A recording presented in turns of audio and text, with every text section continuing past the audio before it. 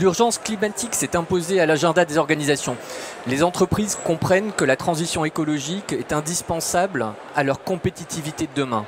Gouvernements, institutions et entreprises, tous se mettent en ordre de marche pour décarboner autant que possible, réfléchir à des processus de production plus durables et responsables, mais aussi à la manière de financer cette transition écologique. Et cela aura un impact sur les organisations et leurs parties prenantes. C'est une vraie transformation du modèle que l'on connaît, voire une mutation profonde du pacte social. Dans les organisations, cette transformation doit s'accompagner d'un changement culturel pour tous les collaborateurs. C'est pourquoi les ressources humaines ont et auront un rôle essentiel à jouer. Comment les métiers vont-ils se transformer? Quels besoins en compétences dans l'entreprise de demain? Comment incentiver demain les collaborateurs sur la dimension environnementale? C'est toutes ces questions et cette conviction que les RH ont un rôle central à jouer que Marion Darrieutor, présidente du think tank Entreprises et Progrès, Benoît Dorigny, directeur général de Manpower France, et Denis Gailloux, People Engagement Group Directeur du groupe Bell, partagent aujourd'hui avec nous. Bonjour à toutes et à tous et bienvenue. Marion Darrieutor et Benoît Dorigny, vous avez signé récemment une tribune dans Les Échos intitulée « Les RH, l'angle mort de la transition écologique ». Pouvez-vous nous dire ce qui a déclenché cette prise de parole? J'y vais. C'est pas très bien. Ça. Merci. Alors, peut-être trois choses. D'abord, une conviction personnelle, mais je ne suis pas le seul à l'avoir, beaucoup l'avons et de plus en plus, qu'il y a un véritable sujet de dérèglement climatique et que c'est très certainement, à mon sens, le défi planétaire majeur de cette fin de siècle. Malheureusement, il passe souvent après d'autres crises, mais c'est certainement le sujet majeur à régler. La planète va continuer de nous survivre, mais les conditions de vie pour l'homme et l'humanité sur cette planète sont en question, sans faire de catastrophisme, c'est vraiment le sujet. Deuxième chose, j'ai la chance, en fait, dans mon métier, de rencontrer des directeurs d'entreprise, des fondateurs, des DG, des DRH. Et ce que j'observe sur ce sujet-là, et c'est un peu ce qu'on a écrit avec Marion, c'est qu'en fait, quand on aborde, et je le fais systématiquement, le sujet de la transition écologique, ce que j'entends, c'est on va y arriver, c'est-à-dire la décarbonation est à l'agenda, c'est très clair. On va trouver la technologie pour le trouver, mais la question... Alors, donc il n'y a pas de sujet de techno, on va le trouver. Soit la techno est disponible, soit la techno sera disponible. Ensuite, ils disent, ça va nous coûter énormément d'argent, mais d'une manière ou d'une autre, on va trouver le financement. Et ensuite, ça s'arrête là.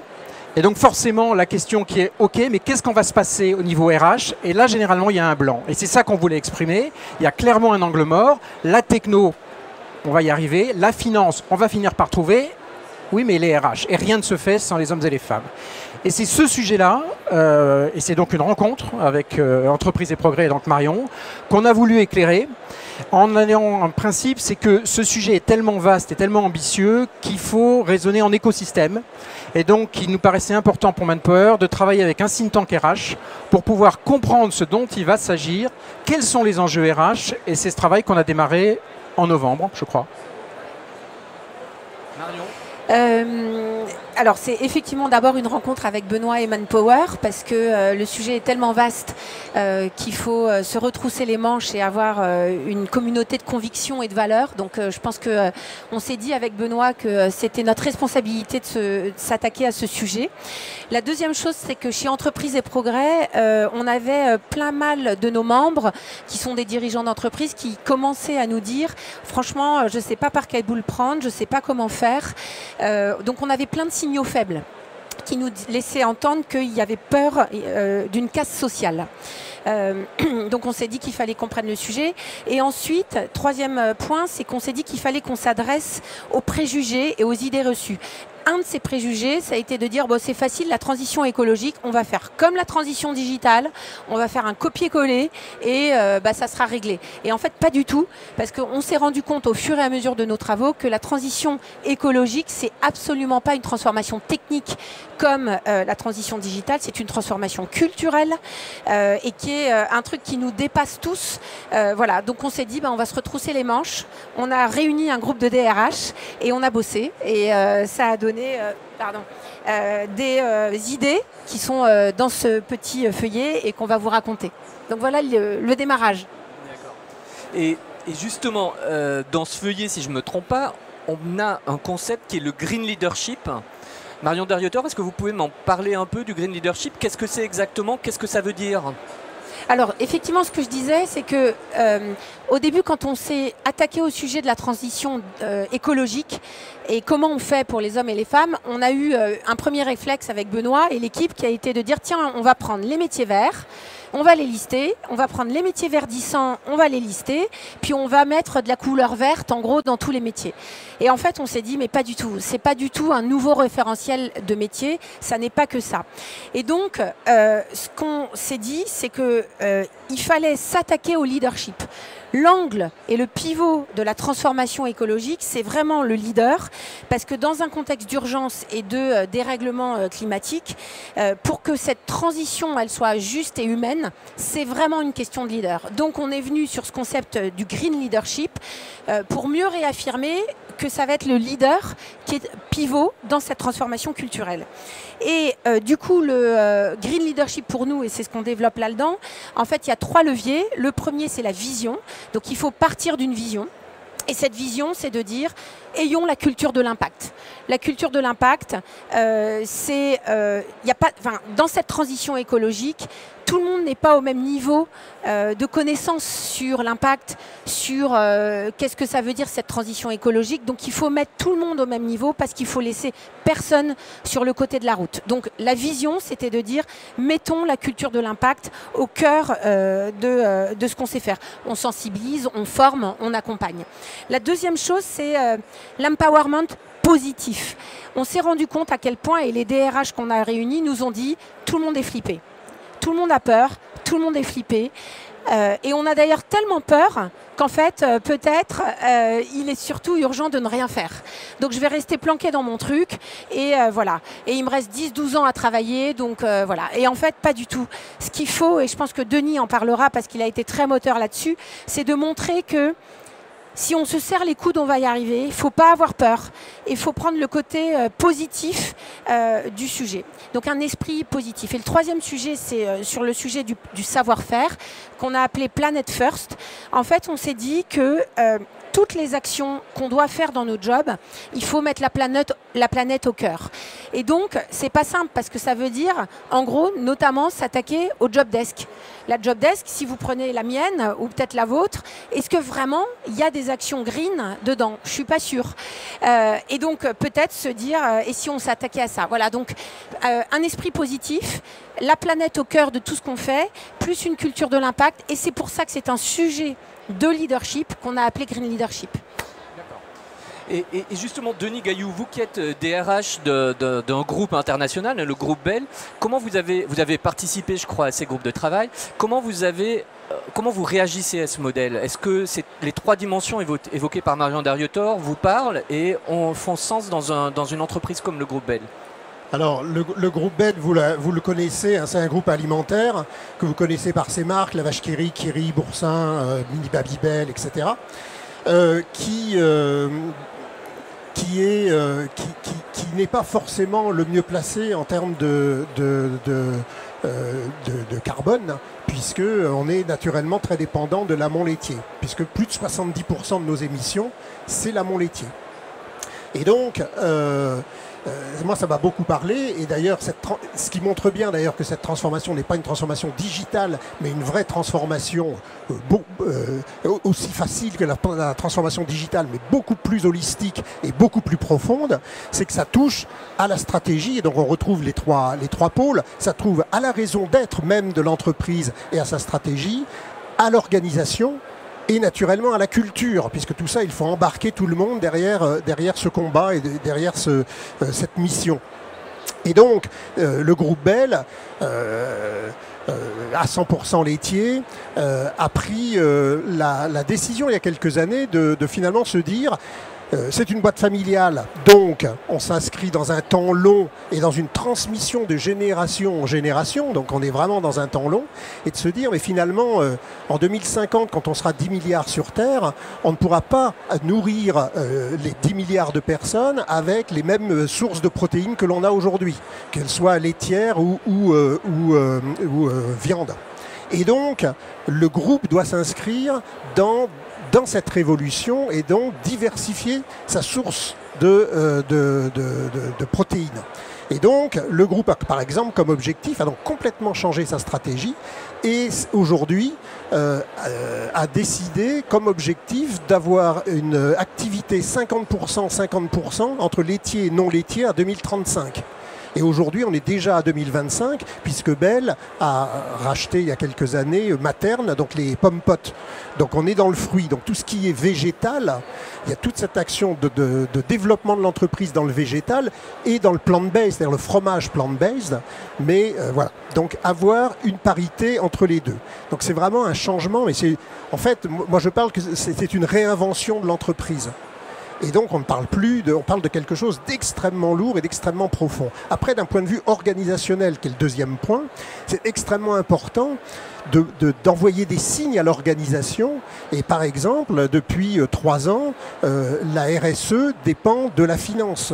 C'est-à-dire qu'on a un Chief Impact Officer qui a les deux jambes finalement de notre stratégie, hein, une rentabilité, une croissance rentable et responsable, et c'est la même personne qui pilote les deux, ce qui montre bien l'importance d'avoir ce double reporting financier et non financier, et on apporte la même importance aux deux. Donc changement organisationnel qui doit aussi par exemple se traduire par le fait que nos collaborateurs ont depuis 3 ans dans leurs objectifs bonus un objectif carbone, de réduction du carbone. Donc c'est vraiment rentrer dans la façon dont on pilote l'organisation.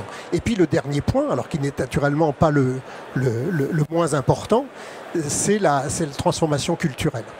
Et là, on a un vrai besoin d'accompagner nos collaborateurs, leur faire comprendre déjà, développer leur niveau de compréhension des enjeux, qui n'est pas forcément toujours très clair, hein. On entend beaucoup de choses, il y a énormément d'éco-anxiété qui monte. Donc leur expliquer ce qui est en jeu, leur expliquer ce que fait l'entreprise et quelle est la démarche de l'entreprise, qui naturellement va apporter du sens à leur travail, ce qui est totalement clé. Et puis l'accompagner d'un certain nombre d'activités. Alors on n'est pas les seuls, mais on fait la fresque du climat, on forme tout le monde dans l'entreprise à la fresque du climat. On a un programme qui s'appelle Actors for Good, et l'objectif c'est que les collaborateurs soient... il y a 3 piliers, il y a I know, donc je sais, I act, I'm an activiste. Et l'objectif c'est de les amener à un moment ou à un autre à être un activiste dans l'entreprise, mais aussi à l'extérieur. Donc voilà, pour moi, ça me parle complètement parce qu'on travaille déjà dans le cadre de cette réinvention de l'entreprise sur ces 3 niveaux. D'accord. Merci beaucoup, Denis. Benoît Norini, en tant que directeur général de Manpower en France, vous êtes en contact quotidien avec des DRH. Et concrètement, comment vous voyez cette transformation et ce green leadership s'appliquer dans les entreprises? Alors, on voit très bien à travers le témoignage de Denis et il l'a parfaitement exprimé à travers ce que vous vivez chez Bell. Et je pense que c'est vraiment ça qu'il faut avoir en tête. Toutes les entreprises vont devoir réinventer leur chaîne de valeur. C'est ce que fait Bell. Je passe de l'animal au végétal. C'est ce que j'en ai compris, Denis, c'est très raccourci évidemment. Donc ça veut dire que je dois repenser la manière de créer de la valeur. Je n'ai pas forcément dit décroissance, c'est autre chose, mais je réinvente mon entreprise. Ça, c'est stratégique, mais derrière, immédiatement, il y a un volet RH. Il y a un volet RH parce qu'il y a un volet de changement. Et le changement, c'est une affaire de ressources humaines. Dans le groupe de travail, on a beaucoup partagé avec des gens de différents horizons et on a mis sur la table un certain nombre d'illustrations très concrètes. Première illustration, et Denis vient de le montrer, ça passe généralement par sensibiliser dans une entreprise. Et donc là, il y a des outils de sensibilisation. Le plus connu, c'est la fresque pour le climat. Et Denis vient de le dire, c'est pas suffisant. Et il y a des outils dans un certain nombre d'entreprises. Nous, chez Talent Solutions, pour le groupe, ils ont développé par exemple un outil qui s'appelle Green Booster, qui permet d'envisager, de voir le niveau de maîtrise de ces sujets sur un aspect scientifique. D'autres entreprises vont beaucoup plus loin. Elles créent en interne des collectifs. Et ça, c'est extrêmement intéressant. C'est-à-dire que ce n'est pas juste sensibiliser, c'est agir. Autrement dit, je crée en interne et j'assume de créer une forme de militantisme interne par des réseaux sociaux, par des réseaux internes, qui vont en fait faire de l'autoconviction en interne et s'assurer que partout dans l'entreprise, progressivement, on fasse cette transformation. Premier exemple. Deuxième exemple, on a parlé tout à l'heure des job descriptions. Dans le groupe de travail, très clair, on est arrivé à une conclusion, c'est que dans nos job descriptions, d'une manière générale, il allait falloir intégrer des éléments de transition écologique comment j'ai un impact sur la transition écologique, comment je suis acteur de ça dans la job description. Et pourquoi c'est important? D'une part parce que ça aligne les objectifs individuels par rapport à ceux de l'entreprise, donc ça donne de la puissance, c'est l'empowerment. Et aussi, et c'est pas un neutre, c'est que ça joue sur l'attractivité des fonctions. C'est qu'il ne faut pas oublier aujourd'hui que pour la génération Z, 70% d'entre eux pensent que les entreprises ne sont pas en rendez-vous sur ces sujets-là. Donc attirer des talents demain se passe par des job descriptions qui donnent du sens et qui montrent que chaque job dans une entreprise est acteur de la transition écologique. Et puis je vais prendre un troisième exemple qui me paraît extrêmement puissant. On a une obligation aujourd'hui en 2023 pour toutes les entreprises qui ont un certain montant au bilan ou un montant d'effectifs ou un montant de chiffre d'affaires, d'avoir ce qu'on appelle des données de performance extra-financière. C'est une nouveauté à partir de 2023. Ça veut dire, et Denis vient d'expliquer en disant que la finance gérait aussi la partie RSE, c'est certainement une des conclusions, c'est que, outre des éléments financiers, des entreprises, et beaucoup, donc vu les seuils qui sont assez bas, vont devoir afficher progressivement des données extra-financières et particulièrement des données liées à la transition écologique et à la décarbonation. Ça, c'est une obligation, on peut le prendre comme une obligation, mais on peut aussi le retourner comme une opportunité. Et c'est ça qui est extrêmement intéressant. Qu'est-ce qu'on peut en faire? Et certains membres du groupe l'ont mis en avant, c'est qu'ils l'ont transformé un cran plus loin en disant, dans nos équipes, oui, ils ont des budgets financiers à gérer, mais ils ont aussi, par exemple, un budget carbone. Autrement dit, mon équipe a des éléments financiers à sortir, des performances financières, mais aussi un bilan carbone à gérer, des quotas à gérer, comment je peux sur l'année. Et donc là, vous imprimez clairement, on est bien sur des sujets RH, et on imprime clairement un mouvement. Donc on voit bien qu'à la fois sur les sujets sensibilisation, passer à l'action, sur les sujets quel est mon poste et comment il impacte, et notamment l'attractivité, et comment d'une obligation légale, les DPF, je peux les transformer en gestion de bilan carbone, équipe par équipe.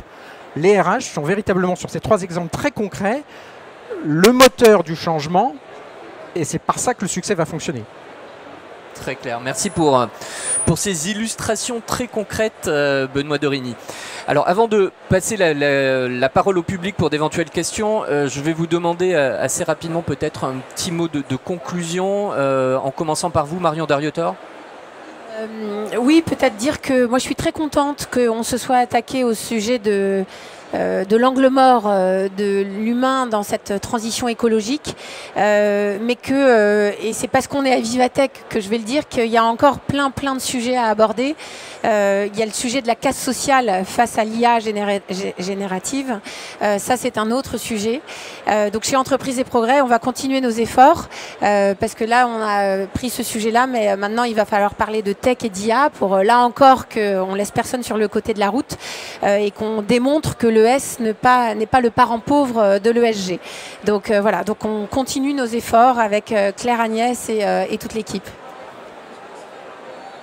Peut-être en conclusion, je voudrais, moi, dire qu'ils sont des convictions assez profondes. On n'a pas le choix. Il y a un défi qui est devant nous. Il y a une urgence climatique. Ce n'est pas un sujet politique, c'est un sujet scientifique. On voit bien que pour nos entreprises, il faut avoir la conviction, parce que c'est une réalité, que nos chaînes de valeur doivent être réinventées. Voilà. Qu'est-ce que je fais? À quoi je sers? Qu'est-ce que je produis? Il va falloir que je le repense. Degré ou de force, c'est le défi qui est devant nous pour tous les chefs d'entreprise. C'est un sujet donc profondément RH, parce que c'est un sujet de changement. Et dernier élément, et pour ramener au sujet qui nous amène, et puisqu'on est sur le stand Manpower, ma conviction la plus profonde, c'est que comme c'est un sujet RH, c'est un sujet pour Manpower Group et c'est un sujet pour Manpower. Puisque nous, et je crois que c'est ça qui donne du sens à notre métier, on doit travailler comme tout le monde sur nos impacts négatifs, évidemment, on n'est pas industriel, mais on a des impacts négatifs. Mais ce qui est beaucoup plus puissant, c'est de travailler sur ces impacts positifs. Comment je peux régénérer? Et pour ce qui concerne notre métier, comme on est un métier de RH, aider nos clients à réussir leur transition énergétique et leur transition écologique, c'est avoir un impact positif et donner du sens à notre métier. Et je pense que c'est ce qui peut, pour chacune et chacun de nos équipes, être un moteur et un levier de motivation quotidien, en tout cas pour ce qui me concerne, c'en est un. Voilà. Benoît Dorigny. Denis Gailloux en tant que oui, DRH. Peut-être un dernier mot. Finalement, comme toute transformation, les hommes et les femmes de l'entreprise sont totalement au cœur et feront que ça marche ou que ça ne marche pas. Et je pense que finalement, il faut très vite être dans l'action. On l'a vu, c'est très urgent. Il faut être dans l'action. Pour ceux qui ont fait la fresque du climat, vous terminez l'exercice de la fresque du climat, vous avez un niveau d'éco-anxiété qui monte de plusieurs degrés. Donc il est important, et la façon dont on le fait chez Bell, c'est que certes on fait la fresque du climat, mais on a encore 1 heure ou 1 heure et demie derrière, où on explique ce que fait l'entreprise, quelles sont les actions concrètes, et on montre aux collaborateurs ce que eux peuvent faire, soit au sein de l'entreprise, soit à l'extérieur. La seule façon de faire baisser l'éco-anxiété, c'est d'agir. Et donc ça passe par vraiment l'action individuelle au quotidien. Très très clair, merci beaucoup. Est-ce que nous avons des questions ici dans l'audience? Oui. Bonjour, moi mon métier c'est le recrutement, donc je suis confrontée au problème des candidats qui cherchent vraiment du sens et de l'impact. Est-ce que vous pensez, parce que ce qu'ils nous disent souvent c'est que dans ces entreprises ça s'apparente pas mal au greenwashing aussi un petit peu, il y a toujours un peu, bon, même s'il y a des actions.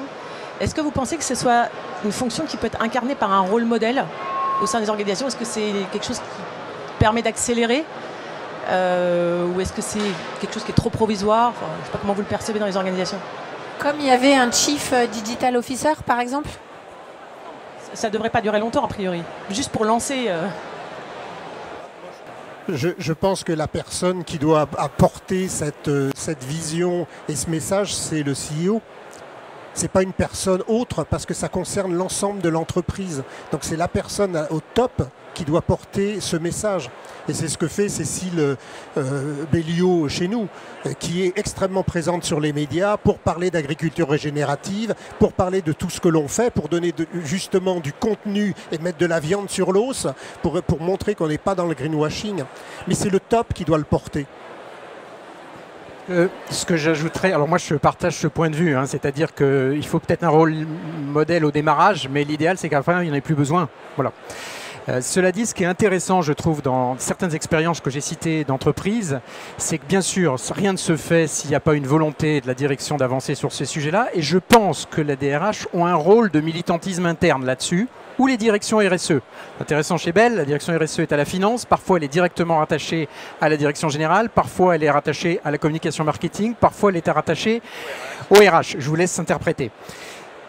Dernier élément qui me paraît vraiment intéressant, qu'on ne voit pas sur la transition numérique et qui me semble extrêmement intéressant. On est à la limite de l'économique et du militantisme. Et donc c'est un sujet extrêmement sensible.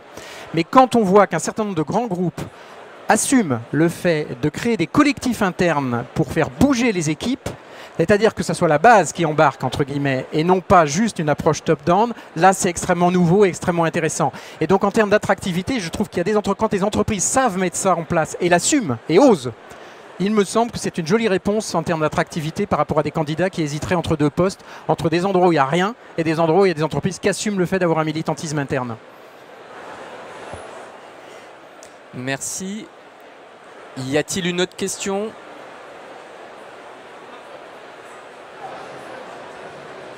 Non, pas d'autres questions ? Marion, vous voulez retrouver tout ce qu'on a, nos travaux sur ici, mais aussi sur le site web, voilà, pour faire la pub d'Entreprise et Progrès, sinon je manquerai à toutes mes obligations. Très bien.